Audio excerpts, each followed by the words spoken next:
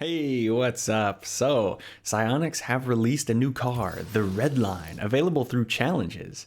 And we're going to be taking a look at it today, and I'll be sharing some of my conclusions that I've come to after playing it for a little under a week. So, as usual, we're going to start with the hitbox.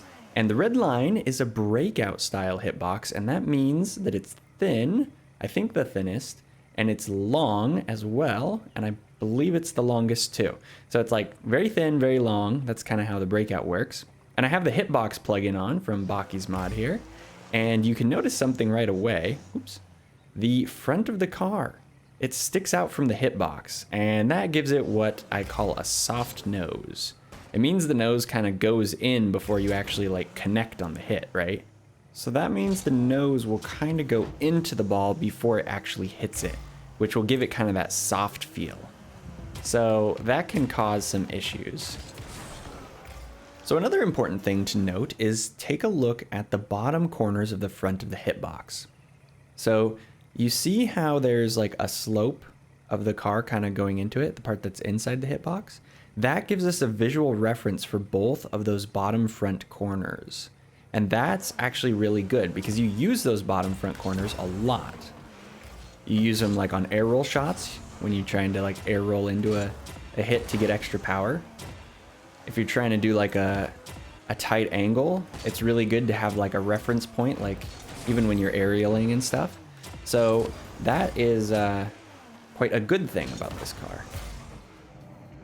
Now those two hitbox facts actually sum up how this car feels pretty well. The corners being great makes a pretty big difference when it comes to like power shots and aerial shots like I was telling you about before. And the front seems to make a pretty big difference for aerials. Oh, yep. I just missed there. And that's kind of the problem with the soft front is you don't have that same visual reference that you have on like say the Octane or the Fennec. Neither the Octane or the Fennec has a soft front. In fact, neither of them have a hard front. They're actually very just accurate. Oh, he's going for the demo. Oh, there we go. Yeah, see, we get like a corner hit, and it's pretty good, and it feels pretty good, too. But yeah, the front just takes some getting used to. It's, and I have more... Oh, I shouldn't have got boosted.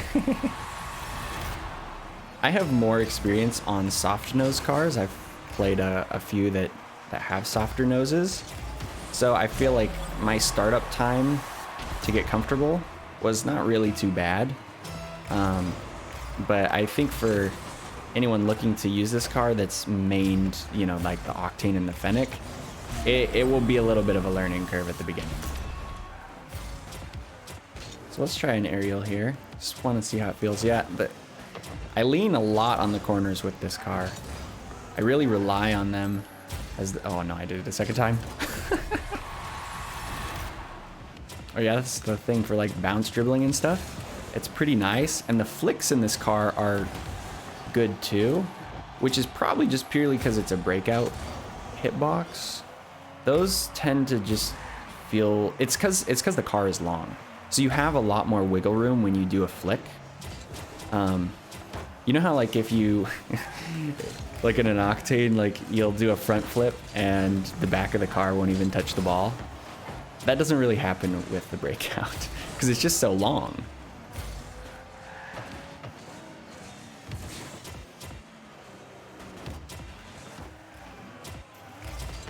Oh yeah, aerial shot. Ton of power. Very, very nice. Another one? Well, that one was kind of more with the front. And you'll notice I didn't have as much power. It didn't like go as high. It didn't go as far or as fast. And that soft nose means that you have to sort of recalculate like your time until you hit the ball, basically. Because your brain has like an expectation of that time. Oh, I was gonna flick. Your brain has an expectation of that time, and because the visual is, it just doesn't match up. Oh, nice shot. Then it's just gonna be off on that estimation. And so you'll get shots that are like a little weaker than you would have expected. Maybe even a little stronger too, depending on how exactly you're off. Oh, here, let's flick. Yeah, it's just like It's almost too easy to flick. You just have so much room to work with. The other thing I've noticed in this car, which I haven't really found any explanation for, other than maybe the sheer length of the hitbox, is my speed flips feel weird. As in, they kind of like go wide more often. Oops. Kind of like that. I was able to correct that one quick enough. But like, I've had more speed flips that are just really off. And that may be just a general like breakout thing and not a Redline thing. Not 100% sure on that. But it's something I thought worth noting. Oh, and the other thing to point out, although this isn't quite as important, is like all the other bits of the hitbox are fairly accurate, like the top and the back and the sides. They're all like pretty comfortable. Oh! Oh wait, we're ahead. I thought I was tied. GG's, GG's. Oh, I've been using the Flames decal, just so you could kind of see, because you get it from the challenges. You also get the Huntress decal, which looks very cool. One thing I don't talk about very much is how cars look, and I do really like the shape of this car. It's very sleek looking, but that's a lot more subjective, so I mostly stick to the hitbox stuff, which is technically still pretty subjective, but at least it's a little less, I don't know, like polarizing, or a little maybe more objective, because you can, like, you know, the stuff about the hitbox is a fact. How it feels is the subjective part, but anyway, what is that? Oh, that's the Emperor. The Emperor is a Breakout style hitbox as well, so we have a little bit of Breakout v Breakout action. Ooh, there we go. Oh my goodness. See, the corners, man, the corners. They're just really good. They, those bottom front corners line up really well with the visual reference points. It's just great. Oh, I almost got there in time. But after having used it for a little while, I have to say that my overall conclusion was not ideal. It's kind of like a slightly better than average car, and it's like, I would rather just use the Breakout or the Breakout Type S. They have a harder nose. In fact, the Breakout Type S actually has a better nose than the regular Breakout. It's a little bit more accurate of a nose, and I would rather use those two just for consistency purposes than the Redline, unfortunately. I think that is one of the advantages to having this car for a while and having tested it, because, you know, when you first get a car, it can be either really exciting or really disappointing, and then after a couple days it sort of shakes out to the more normal. What is he trying to do? Yeah, shakes out to the more normal opinion. Because actually, when I started playing with this car, it was like I got up to speed with it pretty quickly because I rely on corners a lot. I've noticed that that's not like just a generally true statement. People tend to rely on different parts of the car, and my assumption is that that is based on the hitbox that they're used to. But yeah, I'm used to relying on corners instead of the nose. So I got up to speed with this car real quick, but then eventually, you know, you have to use every part of the car. And when it came to the front, it's just like, even that hit, that's not what I expected, even after using it this long. It was just a weaker shot, and it connected with the ball slightly at a later time than I expected, and it just, when that happens every hit, it just ends up making it feel off. You know, your expectations are not aligned perfectly. They're aligned really closely, but not perfectly.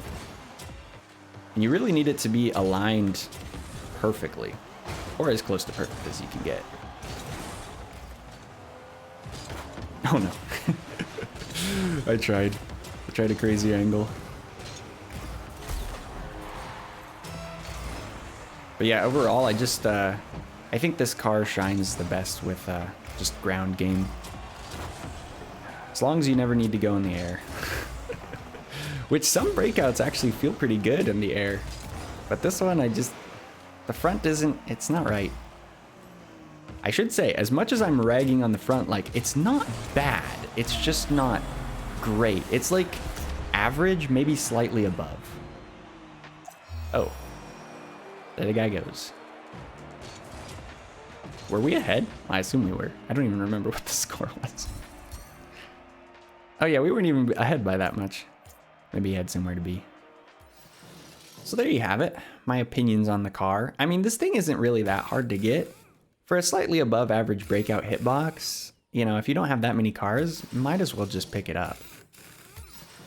Because this thing looks a lot nicer than the regular Breakout. And, you know, if you don't have the Breakout Type S and all those other ones, maybe not the Emperor, like, it's free. So that's a pretty cool thing that they did. But yeah, when it comes down to it, I just feel most comfortable with ground game in this thing. That soft nose just kind of hurts it too much. It's too much of a downer, so not enough to put it below average, but enough to prefer other Breakout type hitboxes over it. So there you have it, the Redline. Great corners, soft nose, and the rest of the car is kind of just average.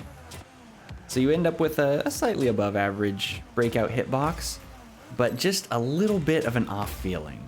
And I think that is enough to be a discouraging factor to anyone who isn't a Breakout main.